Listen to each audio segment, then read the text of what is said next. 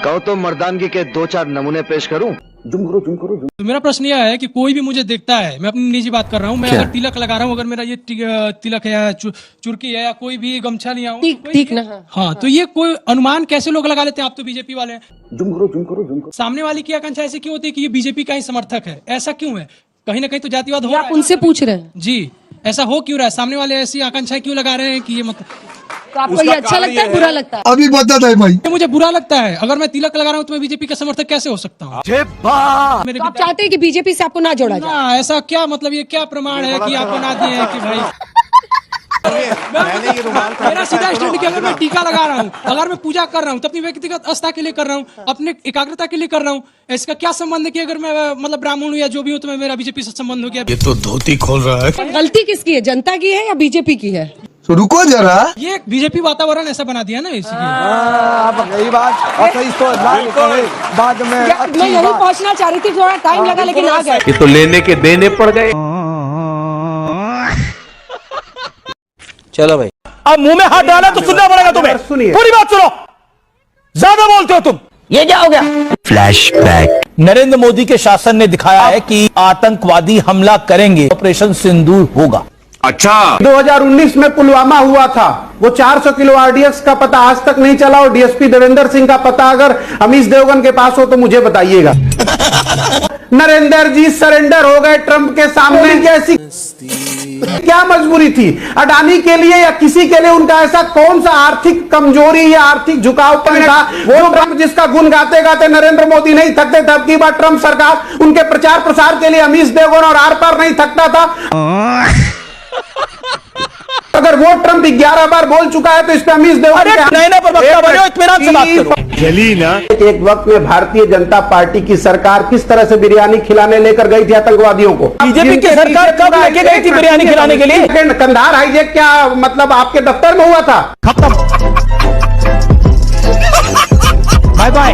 गैर महरम के बगैर आप कोई माइकल लाल नहीं जा सकता था हज पर। क्या बोला तूने? लेकिन वो जा सकता है। आपको लगता है ये गलत है तो सऊदी अरब कैसे मान गया अगर गलत है तो? वो तो मरकज है ना इस्लाम का। अच्छा, हमको सिखा दिया है। फिक़े हनफी यहाँ पे फॉलो किया जाता है, वहाँ फिक़े शाफी फॉलो किया जाता है। तो वहाँ जाओ मत फिर। क्यों, कौन कह रहा है? फिक़ का क्या मतलब होता है आपको पता है? क्या मतलब है फिक़ का? मुझे नहीं आता। पहली बात तो ट्रिपल तलाक को आपको समझना होगा क्या है। ट्रिपल तलाक ऑलरेडी बिदअत है हमारे यहाँ, इसकी इजाजत नहीं है। हजरत उमर का आप दौर पढ़ेंगे कि ट्रिपल तलाक जो भी देता था उनको सजाएं मिलती थी। बात तो सही है।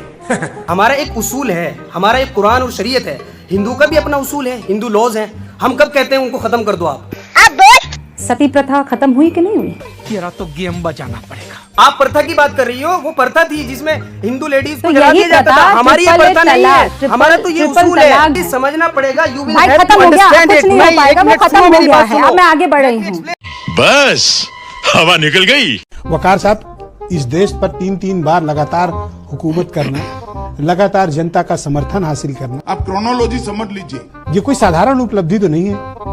मुझे लगता है कि बहुत खूबियां होंगी मोदी जी में। तो रुको जरा, सबर करो। देश में हम लोगों ने आज तक सिर्फ एक पुरुष सुना था, वो था लौह पुरुष, सरदार वल्लभ भाई पटेल। मेरे को तो ऐसा धक धक हो रहा है। तो 2 पुरुष हो गए, अब एक सिंदूर पुरुष, एक लौह पुरुष।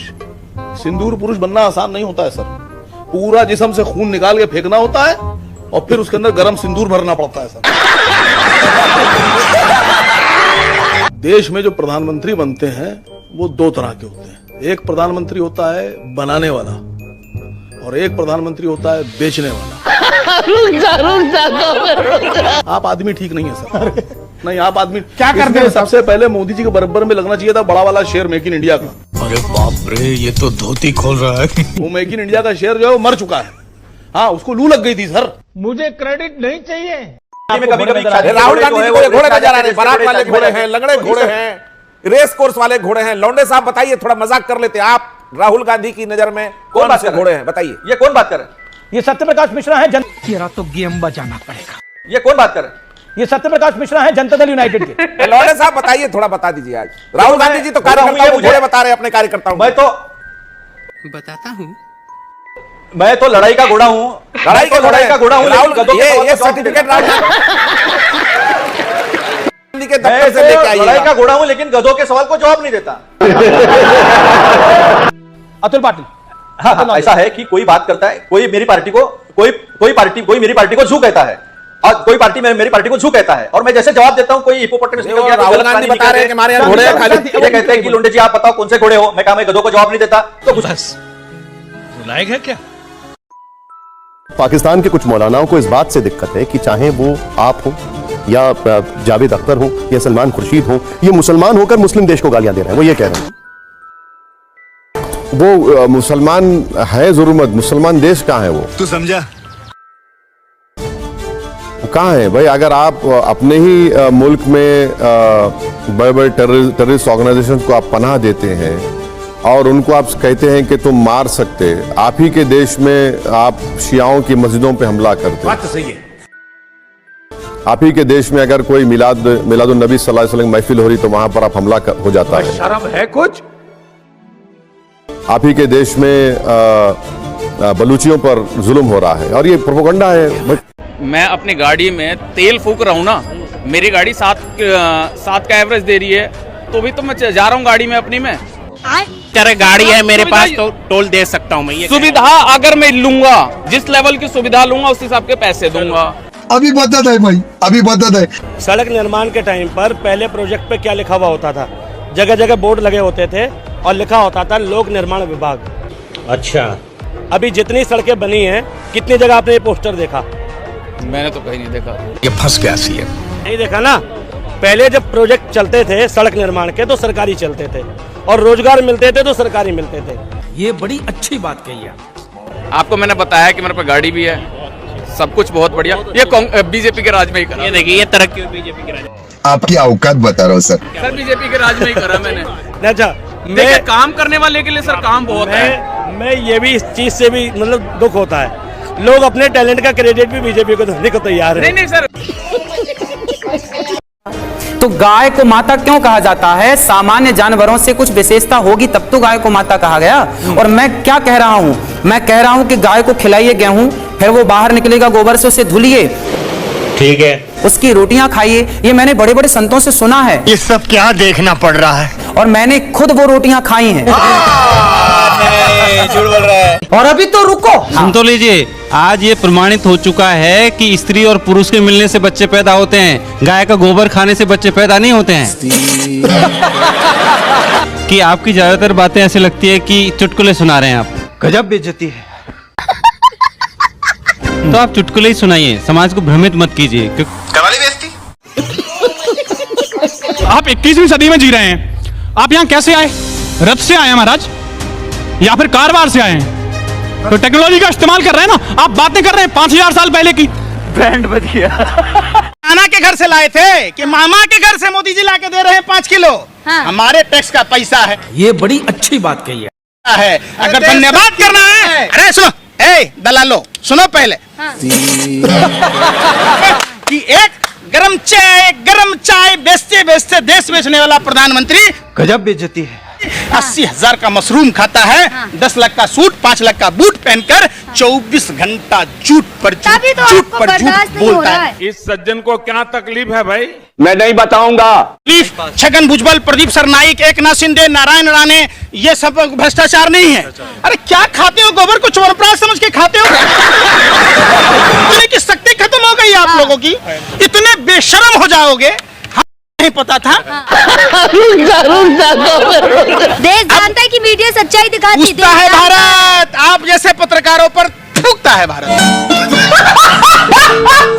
क्या जरूरत है इस कानून की? क्या जरूरत है इस मुसलमान को परेशान करने की? मतलब इसके मदरसे, इसके स्कूल, इसका खाना, इसका पीना, इसका 2-3% जो मदरसे से आ रहा है, मतलब जो वर्ल्ड बोर्ड से आ रहा है, उसे खत्म करना चाहते हो? नहीं। अरे बेशर्मो, चप्पलों से मारा जाएगा इस कानून को। इन दलालों को जो कानून लेके आए हैं, कानून वापस होगा। डंके की चोट वापस करवाएंगे कानून। शाबाश बेटा। कानून को तो गद्दार लिख रहे हो। अरे बेशर्मो, जब इस देश का युवा लड़ाई लड़ रहा है, तुम्हारे दादा माफी मांगा करते थे। गजब बेइज्जती है। दूध ऐसे जूता चाट रहे थे तुम अंग्रेजों का। माफ कर दो, तुम हमें बताओ कि हम गद्दार है? नहीं। ये मोहम्मद समीर आज एक मुसलमान होकर हम दोनों साथ में टहलते हैं, घूमते हैं। क्या बात है सर, क्या बात है सर। अगर आप इनके में, इनके शरीयत में, इनके कुरान में घुसने की कोशिश करते हो तो आप अपने वेद पुराण को बदलने की कोशिश क्यों नहीं कर पाते हो? ब्रांड बच गया। कोर्ट ने बनवाया है या मोदी जी ने बनवाया है? एक बात आप कॉमन सेंस नहीं लगाते क्या? अरे सुनिए, अरे इतनी भी चाटुकारिता मत करिए, इतनी भी दलाली मत करिए। बात है कि किसी आपके मुद्दे को लेकर आपका ये कोर्ट भी सरकार का है। अभी बदत है भाई, अभी बदत है। आप देखिए, सुनिए, आप पत्रकार भले बन गए, लेकिन आपकी बुद्धि अभी भी सरकार के तौर पर काम कर रही है। गजब बेइज्जती है। वो सब देश की भाषा जानते हैं। घाट घाट पे कपड़ा बदले, अच्छा, कोस कोस पे वाणी। क्या बात है सर, क्या बात है सर। और जिस प्रदेश में जाए वहीं पे फेंके लंबी लंबी। बताओ कौन सा प्राणी? मुझे क्रेडिट नहीं चाहिए। मोदी। गजब बेइज्जती है। उत्तर प्रदेश में जो लोग समझते हैं ना कि हिंदू हितैषी सरकार है, भाजपा की सरकार, तो लोगों को बता दूं कि अगर भारतीय जनता पार्टी के राज्य में सबसे ज्यादा किसी के ऊपर जुल्म और अत्याचार हुआ है तो वो एकमात्र हिंदू लोग ही हैं। शाबाश बेटा, बहुत बढ़िया मुन्ना। कामयाब होती रोजाना तारीख पे तारीख जो ड्रामा चल रहा है ना इनका डेट का वो ना चल रहा होता, पहली मीटिंग में फैसला हो जाता। सही पकड़े हैं। इनके बाप की नहीं है कि यहाँ पर किसानों को आने के लिए वीजा की जरूरत पड़े, पासपोर्ट की जरूरत पड़े। शाबाश बेटा। ये भारत का किसान है मोदी जी, भारत की इकोनॉमी मेरे भारत का किसान तय करता है, तुम नहीं तय करते। इस सज्जन को क्या तकलीफ है भाई? 2 करोड़ का सूट पहनते हो और कहते हो मैं झोला छाप हूँ। कोई झोला छाप नहीं, तुमने सबको झोले पकड़ा दिए। किसानों को एमएसपी मजबूत करें, मंडियां मजबूत करें, ये एजुकेशन पे ध्यान दें, जॉब पर ध्यान दें। इन्होंने क्या करा? इन्होंने सब बेच दिया। तुम्हें शर्म है कुछ? नहीं। जनता माफ नहीं करेगी। पूरा भारत का किसान, पूरा भारत की आवाम अगर सड़कों पर है तो बावली नहीं, फिर सरकार बावली है। वो हमें बावला बनाना चाहती है, लेकिन मोदी जी इस बार आपका कोई भी तुरप का इक्का नहीं चलेगा। सारे के सारे शाहनवाज हुसैन का जमाई नहीं है, मुख्तार अब्बास नकवी जमाई नहीं है। ऐसी लिस्ट निकालो, लंबी निकलेगी। बैंड बज गया।